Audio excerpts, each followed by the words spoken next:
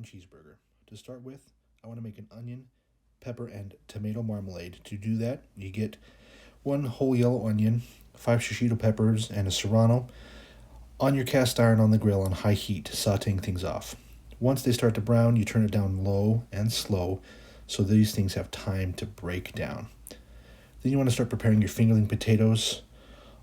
High heat, boiling for about 10 minutes. Then gather your herbs. I'm using rosemary, sage, and chives from my garden. With those herbs, I'm going to make a compound butter with garlic and some salt and pepper. After the onions start breaking down, add your cherry tomatoes. They take far less time. Then move on to patty preparation. I've made my patties out of a 70-30 mix. Very, very thin to give those crispy edges with just good amount of salt and pepper. The edges are going to be perfectly crisp once we throw these on the grill. You can see it's starting to break down. At this point, we want to cover it to maintain that moisture. After the potatoes are boiled and they're about fork tender, drain them off and then cover them in your compound butter.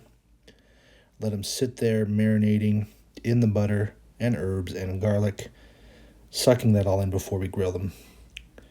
You can see the progression here, turning a nice golden brown, breaking down.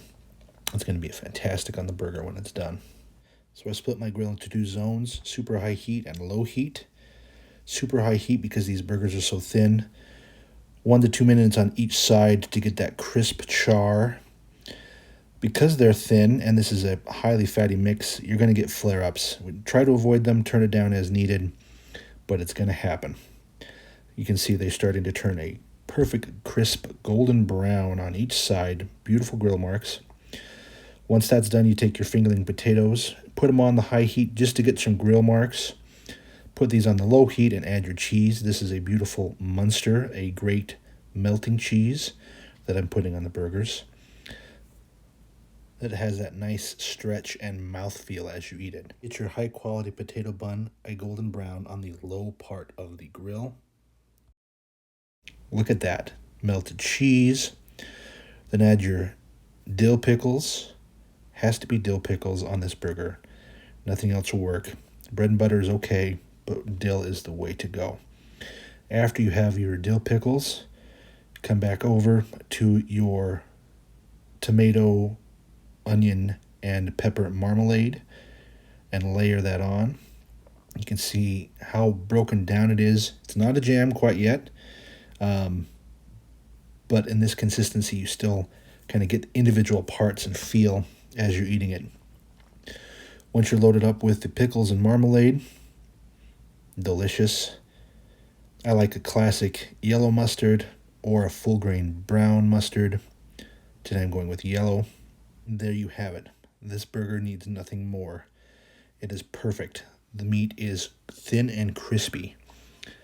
The cheese melty and stretchy. The marmalade and the pickles adding multiple notes of sweet and salty and sour. A little bit of spice.